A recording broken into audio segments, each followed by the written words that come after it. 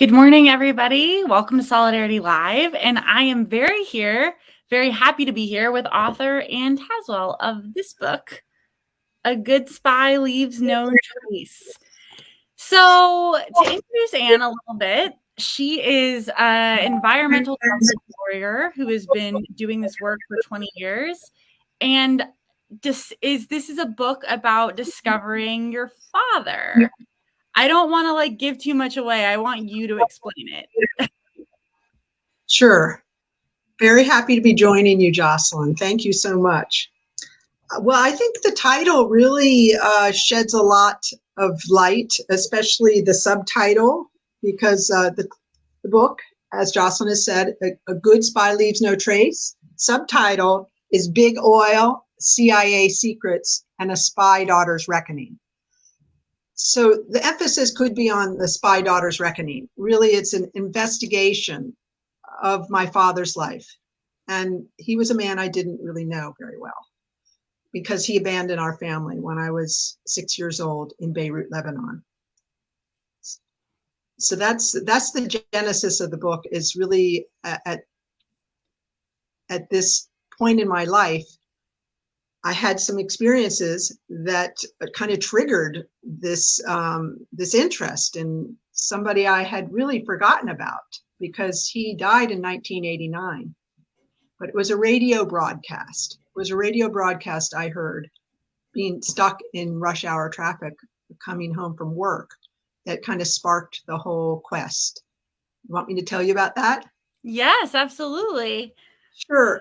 Well, I was listening to NPR like I normally do, and I heard a Miles Copeland III, who is a music producer. He was being interviewed, and he was talking about how he and his brother, Stuart Copeland, from the band The Police, decided to name their band The Police because of their father, Miles Copeland. And all of a sudden, after I heard that, it just triggered back my childhood memories, because my father and Miles Copeland were partners in the CIA. And this was in 2003, and my dad died in 1989. So my first reaction when I got home after hearing this radio broadcast is that maybe I can Google my dad. And I did. And I found a very interesting website that is no longer up. So I'm really grateful that it was there, but it was created by old spooks, which is what spies call themselves. And it had all these relational lines between different names. Like you could put in somebody's name and it would pop up, and then you'd see little squares and lines and different color lines depending on how important those relationships were. So I found out my dad was naturally very close to Miles Copeland, but also to the Roosevelts. Kim Roosevelt, who's Theodore Roosevelt's grandson, was my father's boss in the CIA. So this really sparked my interest in exploring, well, what did he actually do? I mean, I was born in Cairo, Egypt, and then we moved to Beirut when I was 2 years old, and lived there for 5 years. And then when my dad split, my mom moved us back to Washington, D.C., where I grew up until I left home. Well, and so again, I'm trying to walk the line between not giving too much away, because you should all go get this book. It's great. It really is combined personal memoir, spy thriller, and leftist critique of U.S. foreign policy, which, if you're me, is a very exciting trifecta. But so you have given your life to fighting for environmental justice, specifically with putting us on a path to renewable oil. And this is your father, his specific involvement with the intelligence agency was in protecting U.S. access to foreign oil in a way which, even if you aren't the biggest foreign policy buff, you probably know that this reliance on oil is what has guided us towards a lot of unnecessary conflicts over the past, 30, 40, 50 years. And so the things you're finding out about your father stand directly opposed to the things that you believe and you've fought for your entire life. What was that like? Well, it really struck me on how the past can influence the present in I really look at it in strange and mysterious ways. Because my dad, I don't think, I think he was a very sensitive soul. He was a writer. That's what he listed on his papers when he went to Europe right out of college. And I knew he wanted to write a book too. That was something he told me about in letters. So I didn't see my dad very much, only 7 times after he split. But I have 12 letters, and one is very autobiographical. Anyway, in almost every one of those letters, he's telling me about this book that he's writing and how he's going to make sure I get a copy. So I never, I never got that copy upon his death, and apparently it wasn't in his apartment. So I really see this. My environmental advocacy is kind of a counterbalance. Naturally, it is a counterbalance to what my dad did. And I think maybe had he been in different circumstances and different generation, he could have been like me, an artistic soul that wanted to do something good and practical that's going to move the world forward into really creating the more beautiful world our hearts know is possible. I don't think he was born. He was a man of World War II, and I was a product of the 70s free love generation that was all about make war. I mean, make peace, not war. So, Well, so what was it? So, do you think your father understood the moral questionable? So, again, I'm trying not to give away things from the book, yeah, but basically, you find out that your father is going into countries and working against people's movements that would yes, have put the power in, which I think, we as people who allegedly believe in democracy in this country are haunted by our legacy of dismantling democracies all around the world. So we yes, can plunder their resources and can, put in power leaders that our government feels they can control. And so that's sort of the schism in the American psyche over the past few generations of like, oh, yes, we're a democracy, except we're trying to threaten the vote in our own land and violating democracy everywhere else. So do you think your father worked for the French resistance as a spy, which you mm-hmm, write about? That's an mm-hmm, incredibly brave and cool thing to do. He fought literal Nazis. mm-hmm. And then as he got older, he sort of started moving in the opposite direction. Like, Right. what do you think that was? Well, I think it's kind of wrapped up also in his drift or towards alcoholism too. I think it's denial for a long time. I think he uh, did, as you mentioned, I mean, believed in what he was doing initially, and I think he came to probably regret it and drown his regrets in alcohol. And one thing that made me kind of come to that conclusion is that he did tell me the last place the CIA wanted him to go was Vietnam, and he refused to go. So he didn't Hmm. go. The last place I know that he worked, and I did write the CIA for his personnel files, and ironically, they could neither confirm nor deny any kind of association with my father. This was after me speaking to Hugh Wilford, who was a professor, one of my guides. I met so many people through this journey that really helped me, but he was a historian and an academic, and he was writing a book. And he got information about Kermit Roosevelt, for example, just basic information, nothing top secret. But I didn't get anything. But my dad, as I think I mentioned, he wrote, he told me in one of his letters that he didn't want to go to Vietnam. So that made me realize that by that time he was just ready to admit that it was a failing. It was maybe good intentions in the beginning, but after the Congo was, to my knowledge, the last. But the Congo, I mean, I'm not making excuses for him. I think it was probably the excitement. I mean, people run on adrenaline and the glamour. I mean, we idolize this type of stuff. Look at the movies. I mean, James Bond and everything. I Yeah, think I think and caught up in it.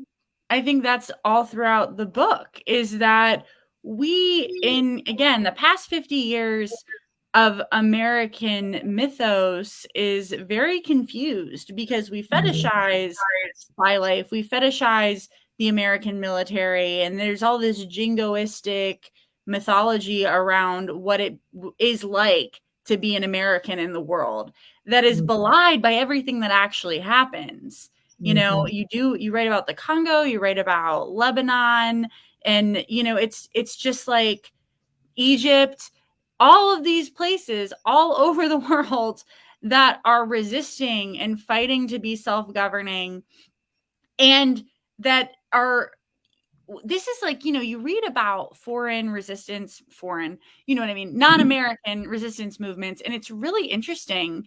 A lot of these organizers are reading the words of American activists and Mhm. following the lead of a lot of, like, because we do have such great activists and organizers and social justice leaders in this country throughout history. But that's never been the story of our government.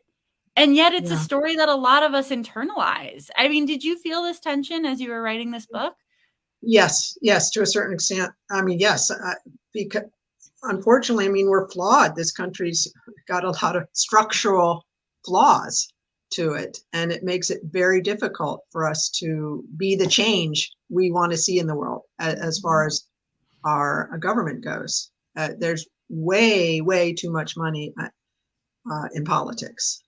And if we could somehow eliminate our own internal corruption, we'd see better results as far as our what we're really doing. I mean, it's we have a lot of sacred cows. One of them is the military, and the amount of money that goes that could be going to helping improve the lives of all Americans. Instead, it's going into this incredible um, military industrial complex. The weaponry that we spend money on is just it's really sinful. And I'd like to see a day. This is what I fantasize about with regards to climate change. Is reallocating the mission of the government of the particularly the military, using them to help shore up our flooded shores in the East Coast. Do some things practical here and in other countries. Not with the weapons. Let's really cut back on the weapons, but we can be of more service in our own country with the needs that are quite obvious to anybody that's driving around any urban areas and seeing all the homeless people that are living in tents. Well, and I think you bring up a couple good points. So I think the allegory of this story is it's kind of like, okay, so one thing we don't talk about enough is the link between the climate crisis and American military and, well, not American, just the global war complex in general. That's not, I think, a connection that people intuitively make, but it's a really important one, and it's one that you talk about a lot. Well, the military is the in our country is the largest consumer of oil. It's probably so it's the largest organization in the world. They consume more oil than anybody else as a single organization. But interestingly, they're also the first to adapt a lot of these clean energy solutions too. So they're trying to use solar out in the in the battlefield, and they are always exploring with different alternative transportation fuels. And so that I mean that's they have the budget to do that. So, so I'm not Mhm. excusing them, but if we could redirect their mission to Well, being yeah, because like a lot of their missions are protecting our our corporate investments in yes, terrible things instead well, of, yeah, you know. yeah. So it's not per se the military that is the problem. It's more the influence of the moneyed interest on our government. all levels of our government. I mean, down to the local level where, you might have a town that doesn't, the populace doesn't want a bunch of development, doesn't want a bunch of high rise, but the developers, I mean, there are a lot of contractors and so forth that want more building, a lot more building. And so it's a business interest. And some, in my dad's case, I mean, it's big oil. And what I was working on which is trying to get us off of oil, trying to find the alternatives. But the influence of the oil industry, and now in our country, the pharmaceutical industry, is it's obscene, really. It's way out of hand, and there's no way to, we don't have a mechanism to stop that because our elected officials need their money to get elected. Well, and that's I love that you bring that up, right? Because a lot of people, including me, are guilty of talking about the military as this, yes, the war machine. But you're right. I mean, every country has a military, and what they do and what that money gets used for is subject to what elected officials decide the military should be doing. Yeah, And you're absolutely correct. It's not inevitable that our incredibly sophisticated, overly funded military force be just a mercenary force for oil interests. That's not an inevitable thing. That's a decision that elected officials have made. true. Somebody told me, and I have no idea, maybe you could fact check this type of thing, that in every state, or down to even the county level, there was some business related to weaponry in Hmm. our country. So yeah, some relation. So that's why it's so difficult to get gun control in our country too. Right. Right. And I love your dad's story because again, so I've said this a couple times, but if someone is just joining, so he was born in the DC, Maryland area, right? Am I getting No, that right? no, my dad was born in Pittsburgh. Oh, Pittsburgh. Actually, I didn't know that. Uh, You were raised in this area. Okay, sorry. yeah, So, born in Pittsburgh, very bright, fights as worked with the French Resistance, which is very romantic and cool, like has a French poet lover, like this literally is something out of a novel, and then comes back to America, marries your mom, has you and your brother, and then starts getting shady. yeah. Is that a fair Yes. synopsis? Yeah, my dad, they met in Chicago, where he was at the University of Chicago on a PhD track, to my surprise when I discovered this, in philosophy. So he was working on a PhD in philosophy. And my mother was an artist and attending the Art Institute. She was 7 years younger than my dad. And they married pretty quick, and they waited 7 years to have me. I mean, I don't know if they waited, but it was 7 years after they were born. I mean, They're married, yeah. after the marriage, that I was born in Cairo, Egypt. And I've kind of come to conclude, this isn't in the book, but this is just my trying to make connections. I always love to try to just make connections, try to figure everything out. And I think maybe it was a devil's bargain. Maybe he didn't actually want to have kids, and my mom did. And because he was recruited to the CIA by Miles Copeland, and my dad was having a very successful career writing political speeches for J. Mm. Walter Thompson, which at the time was the largest, most popular advertising firm in the world. So he was, probably making really good money doing that and pursuing his PhD in philosophy. And he got recruited to the CIA by Miles Copeland. And I think it was the glamour, the excitement of what they did during the war, because they met in World War II. They met in London, World War II, and became very close there. And so the deal was probably, in my mind now, that, well, if we can try to have a baby, and then I'll be good with you joining the CIA and going to Egypt. Well, and I think that this is, you obviously are a reader and an activist and a politically engaged person, and I think this story of your father's life just brings up so much of the complexity of America over the past Mhm. 150 years. Because I look, I'm not going to pretend that, back in the good old day, America was great. Like, no, we were the last people to free enslaved people. We were founded by white men who believed in Mhm. slavery and sexism and stuff. So I'm definitely not trying to romanticize America's past. Mhm. However, there it is a very different thing to be fighting Nazis and actually fighting them. The Mhm. mechanism of warfare has changed so much over the past 100 years Mhm. too. Yes. To Yeah. be in Europe, and yeah, it's just like a different thing. And then to be swept up in that, as I am, I mean, my grandpa fought in World War II. It's a very, it's even military service was different back then. Back Yes. then, almost everyone was drafted. Yes. Whereas now, where it's become progressively more for the very, like, working class people being recruited, and men like your father being successful, educated people being recruited to the intelligence agencies, and it's becoming more and more secretive and more, okay, wait, hold on, why are we in this country? Is this Mhm. like a totally above the board thing? I mean, do you think that was something that he grappled with? I think in his later years, yes. I think Mhm. initially it was, like you said, he was drafted, so he didn't have a choice in the matter, and I'm sure he believed in what he was doing, and it felt like he could be of service, given that he was fluent in French and German. I mean, he was in a perfect position to really help.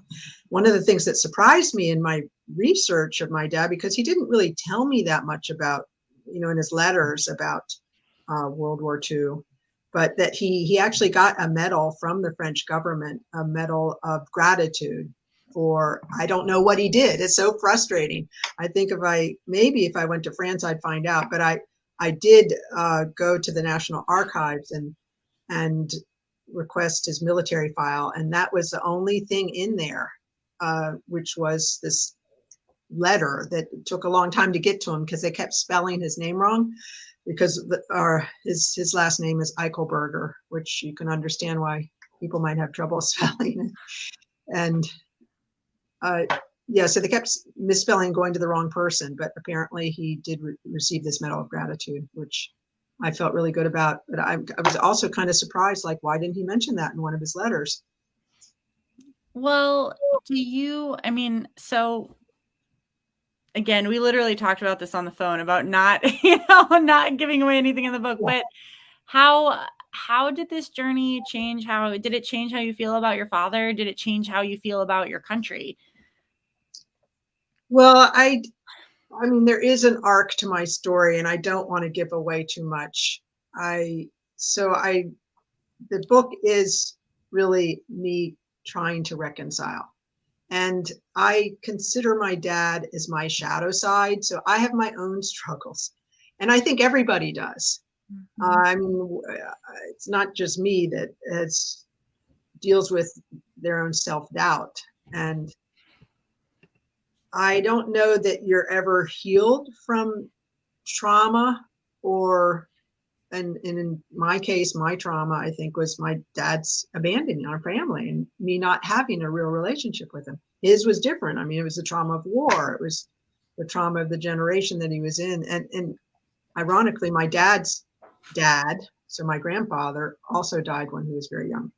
I don't think you ever get over that or totally recover, but you learn how to live with it, and you can learn how to come to some kind of not peace with it, but understanding and doing whatever you can to keep yourself on a healthy path.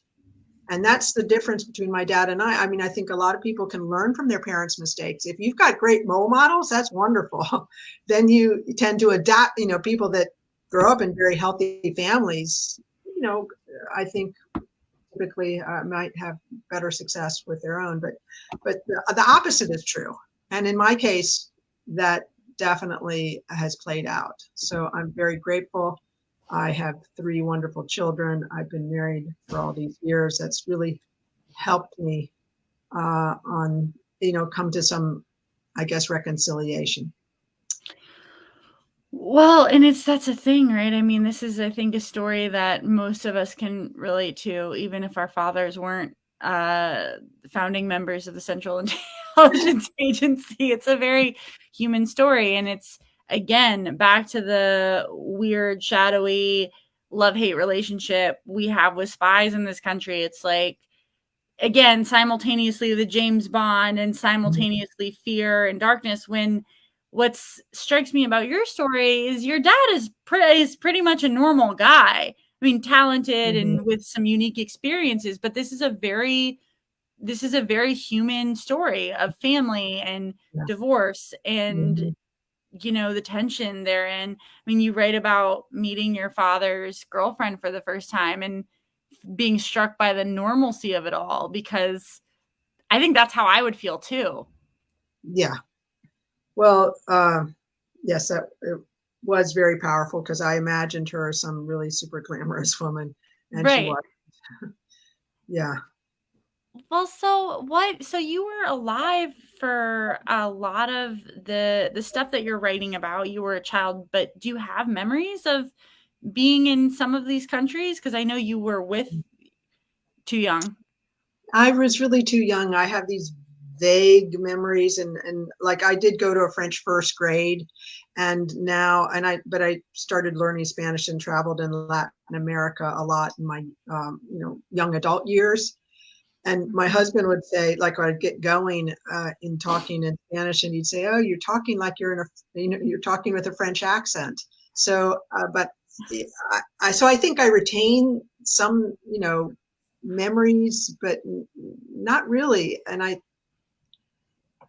think it's maybe because of the trauma. I just kind of separated. I don't know, like how old were you when you had your first memory? Like my first memories really start in DC, which is uh, 7 years old. Mm, I mean, I've been very vague. Like I fell and I hurt myself. I think when mhm. people get hurt and at a party my parents had, and a doctor had to actually come and stitch me up.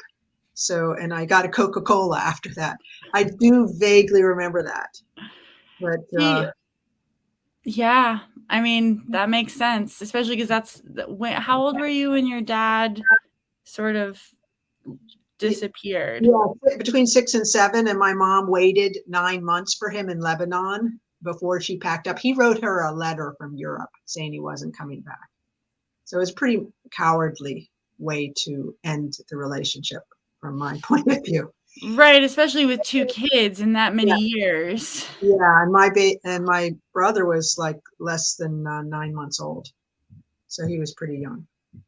How does he feel about your book in this Oh, whole very interesting because my brother has showed no interest in the book, but my sister-in-law is so into it, and she'd like do her own research on ancestry.com. She'd, give me information. So her and I would be just chattering about, what I'd learned, because I wasn't a historical and researcher before this, but I feel confident I can research now just because of the process that I went through. This book took over 10 years for me to write, and I had a number of guides that are historians and filmmakers and so forth really helped me out and with information. But anyways, Mary Rose, my sister-in-law, uh, was like that. She really was very eager to learn about what I had discovered and help me. But my brother, I mean, no, not because he's like, I don't have any relationship with this guy. He was like Mm. less than 1 years old, and he's screwed up. He screwed our mom. So yeah, he's like not interested in giving him much attention. Were you surprised by the type of work he was doing? Because when you did start this journey, were you like, "Wow, my dad was doing some shady stuff, and the Oh American yeah, CIA was doing some shady stuff"? yes, I had no idea. I really didn't understand the political history of the Middle East. And, I'd try to read the paper like everybody else. And it just all just seemed so confusing to me when I was in my younger adult years. And so I just kind of would throw up my hands. Who could figure out the Middle East? I had no idea, really. I didn't connect the dots, and I should have. That the it was intimately entwined with our relationship with oil. and our need for oil. Well, and that's the thing that's again what I love about your book, because my personal feeling really is that in the 50s, foreign policy started to get so complex that Yes. a lot of us reverted to our, that's my theory about why we have so many World War II movies in America. Mm, Because it was a time when it was pretty simple. It's like, we don't yeah. like Cut and dry. Nazis. Yeah, Hmm. right. Right. Whereas now, the more you learn, the more complex it is, because even if you are the best, most neutral person in the world, the reality is there are just a lot of different moving groups, a lot of different moving things. And it's really hard to grapple with the fact that the theme really is that a ton of people are making a just egregious amount of money on Hmm. keeping us on oil, and that the United States military industrial complex is weaponized to protect those interests. That's a Yes. scary thing to internalize. Yes. Yeah. And not, yes, that you're absolutely right. It's a hard thing to grapple, and coming out of World War II, it was the Cold War, and we're still seeing ramifications of that with, between Russia and the US. And I mean, Russia has a lot of oil itself. And then our relationships with these Middle Eastern countries that also have quite a bit of oil still. I mean, Saudi Arabia has the largest reserves.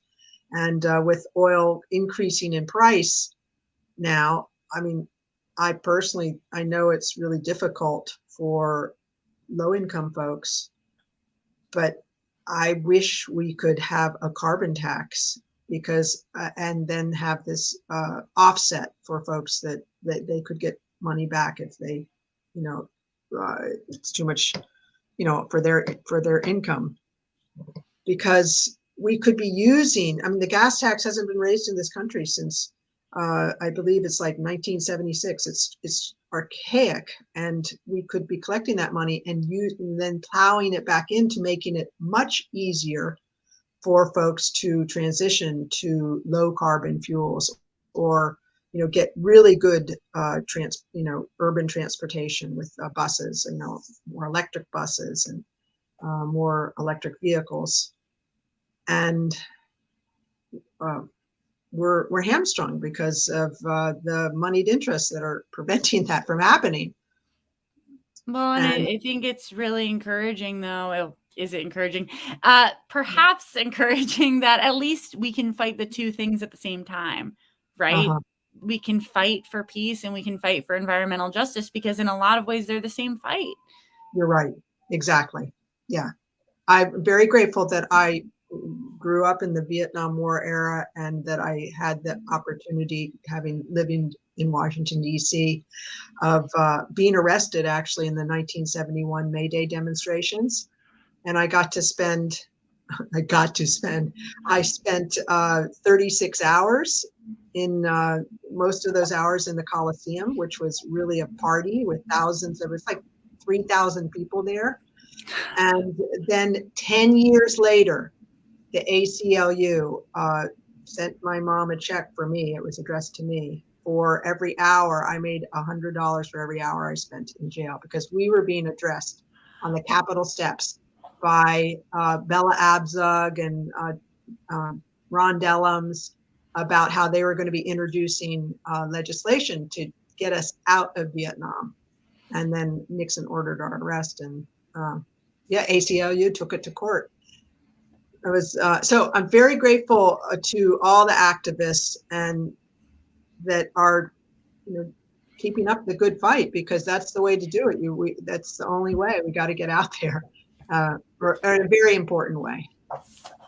Well, and I think it can feel sometimes futile. It can feel like, oh, but I think that's why books like yours are so important. The first step is awareness of what the fight is. Yes. And that the CIA isn't this big, scary, disembodied. I mean, it is scary, but it's not this big, abstract, nebulous thing. Mm-hmm. No, they're recruiting real people, No. people like people you may know, or the parents or grandparents of people you may Yes. know. It's not Yes. this. and that intimacy is important for us Mhm. to realize, oh, we as Americans are living this. This isn't Yeah, something that, and this is something I'm very passionate about, that for us as Americans, like, we don't get the foreign policy education we deserve. you're true. That's very true. I was very moved. I received a letter from somebody uh, who was in the CIA. This is after I published the book.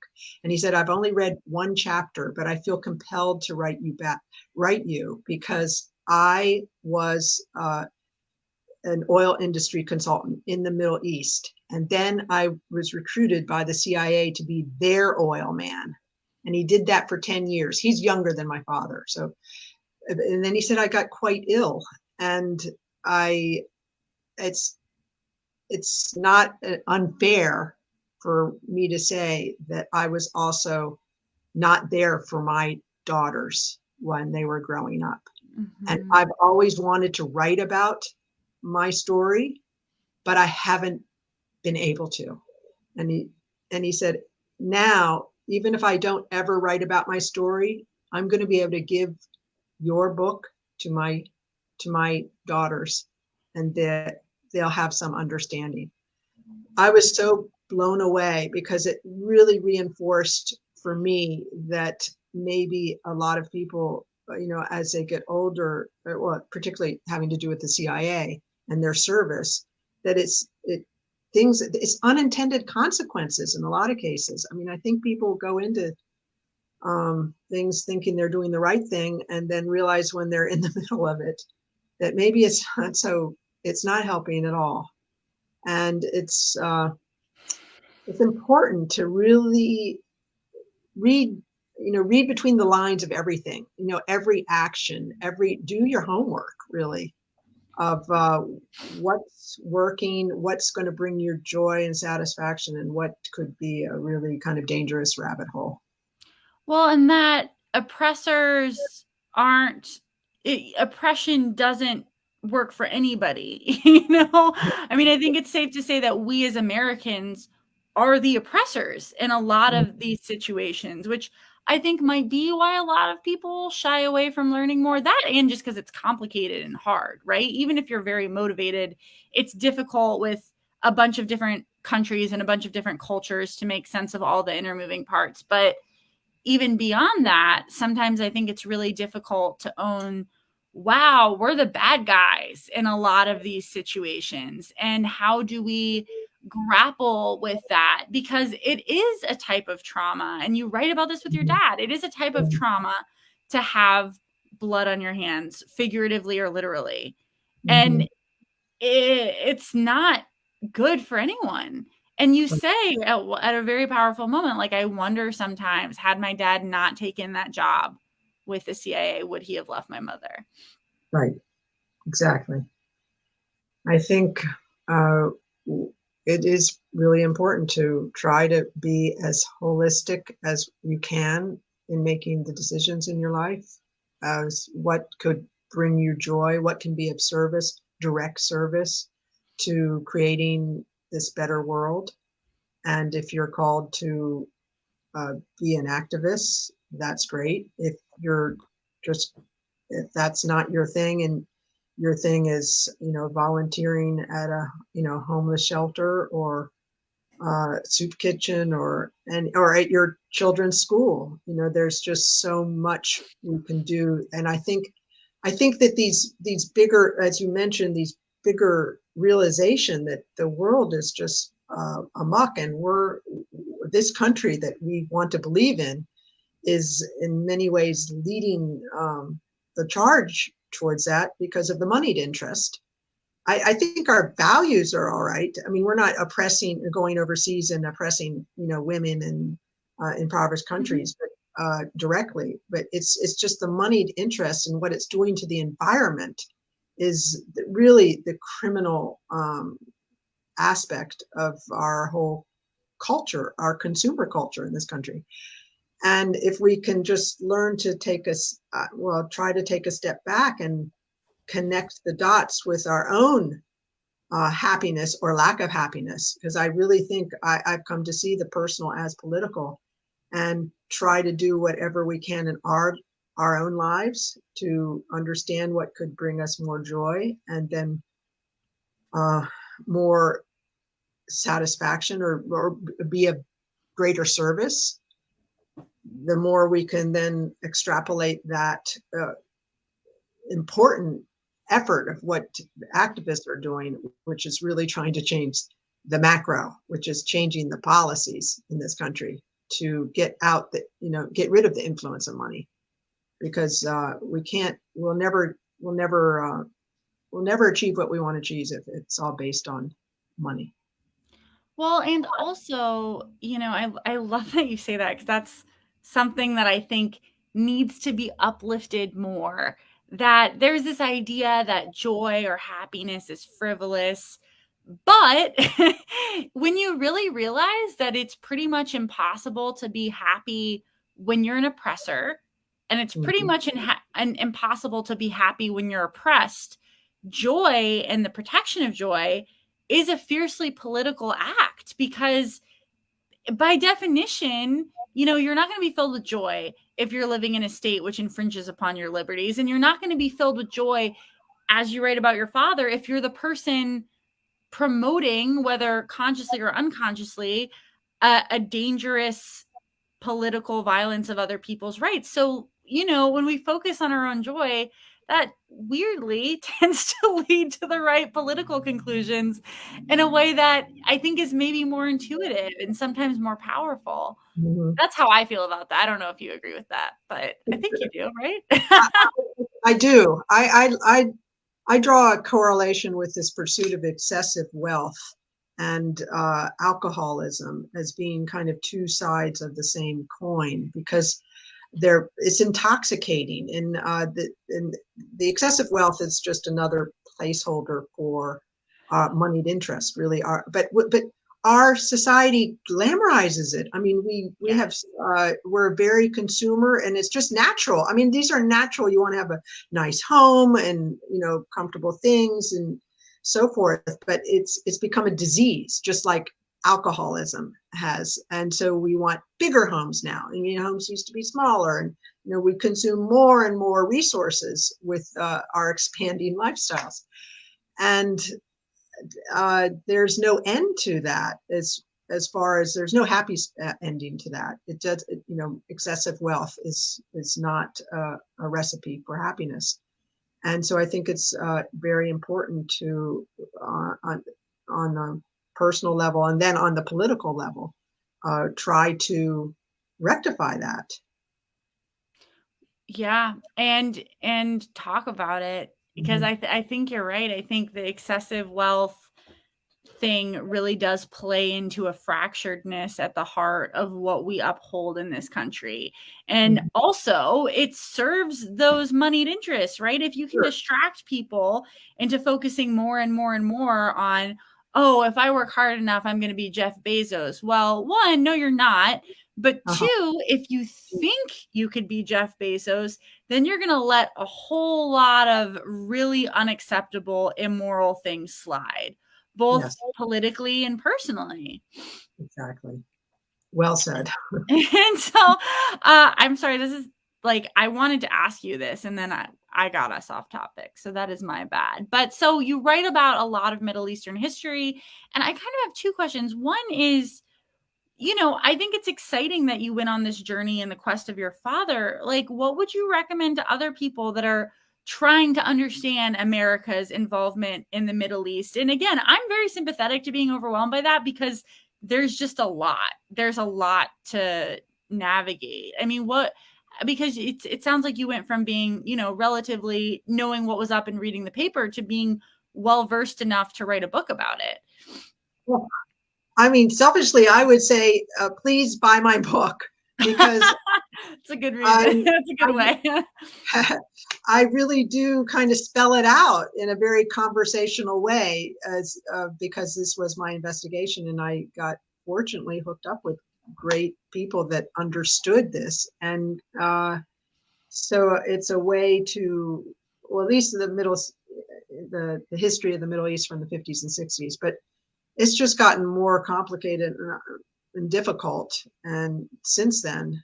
But the premise is still there as far as our interest in those countries are for oil. I mean, Saudi Arabia is a great example. I mean, we're not going to war with them, but they're considered our, an ally, and really they're very oppressive. I mean, women, I don't even know. I don't think they even have the right to. Maybe they have the right to drive now, but they don't have the right to leave the country without a male signing off on them. I mean, so it's a very oppressive.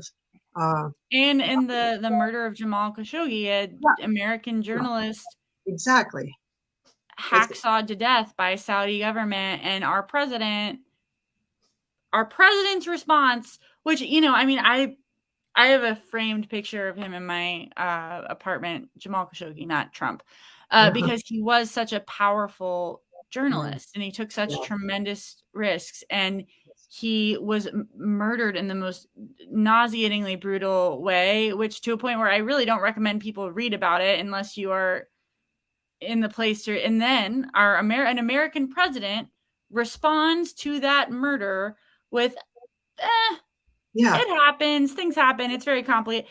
That's disgusting. I mean, he was an American writer for an American paper, the Washington Post. It's just, totally. Yeah. So we've been looking the other way with Saudi Arabia for decades, since the very beginning, since oil was discovered there. And I covered this in a good, I think it was for me a very interesting story of how we got the the Saudi oil when really it should have been Britain that got control of it. And eventually, of course, Saudis got more control of their own oil, but initially it was the American Arabian Oil Company, and uh, hence our longstanding willingness to just look the other way. We don't want to get involved with internal politics is the storyline, but really it's the oil and it's the money and interests that are fueling that. well, and we were going to talk a little bit about Saddam Hussein. Is that too off topic, or are we still, do we have enough time to do that? Oh, sure, sure. We have time for that. Yes, I Oh, think great. so. Okay. Well, I that was one of the biggest surprises for me that my dad, when there was a United Press International article that I found by Richard Saleh, who said that the article had my dad's name in it, and that was assisting Saddam Hussein in after he had botched this murder job that the CIA had paid him for of Iraqi leadership. So this is in 1958, Wow. and there there was a brutal murder in Iraq by an army brigadier general that was overthrowing the British installed king and four members of his family. And the U.S. was very worried about that. We were living in Beirut at the time. This was happening, but the U.S. was very concerned that this was going to spread to other places. And that is actually the first time that troops were called to the Middle East actually to Beirut at, uh, because they were worried that this isn't spread. But shortly after that, these troops landed on the beaches with all all these bikini clad women, and at the time Beirut was like the Paris of the Middle East, so it was very, very glamorous where we were living. But what happened, I kind of wanted to read a little passage if we've got time. Absolutely. Definitely. Go for Okay. it. So right after that happened, that the very next year, the U.S. was working on deposing Qasim. Qasim is the man that had taken over and murdered all the royal family. The military leader responsible for the massacre of the Iraqi royal family. A young Saddam Hussein was hired to carry out the dirty work. I found a United Press International article that claims my father knew Hussein. Informed by former U.S. intelligence officials, the article states, During this time, Saddam was making frequent visits to the American embassy where CIA specialists such as Miles Copeland and CIA station chief Jim Eichelberger were in residence and knew Saddam. Reportedly, Hussein botched a 1959 CIA-supported assassination attempt on Qasim when he lost his nerve and fired his gun prematurely, killing the prime minister's driver and only wounding Qasim. Hussein then fled to Syria before landing in Beirut, where the CIA installed him in an apartment and provided the 22-year-old with training.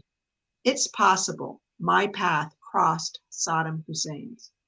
I know it's a sick pastime to imagine association with one of the most brutal tyrants in recent history, but I begin to consider that this is one way to exorcise the ghost of my father. I want to vilify my father because of the work he did and how he treated his family. At the same time, I want to find a way to forgive him for the damages he caused. The exorcism, now a swing dance of emotion. That's really powerful. Thank you. I don't, yeah. And I think that what I love most about your book and your writing and your story is it just does feel like the American spiritual journey we're all on right now. How do we forgive Mm-hmm. and just even make sense of the fact Mm-hmm. that like we live in a country where a lot of dirty things have been propagated by, no matter what group you're from, what Mm-hmm. demographic, like Mm-hmm. the mix of oppression and oppressor is very complex in this It country. is. And Yes. how do you make sense of it? Well, it's really a challenge. I mean, given the, I guess, polarization of news organizations and the misinformation that goes through many news organizations, because we tell our story. There's a public story and then there's the private story, the Mhm. people that are in the know, and so it's very difficult, really, for people to get a clear understanding of what our country is doing. And that's only been amplified with the past, I'd say, well, certainly after the last election cycle. I mean, with having Trump in office, it's just the polarization and then the misinformation, and then there used to be just local newspapers, and now the social media world has exploded, and some people are really making out on perpetuating stories that may not be true. And it's difficult for me because my dad, I mean, he got his start in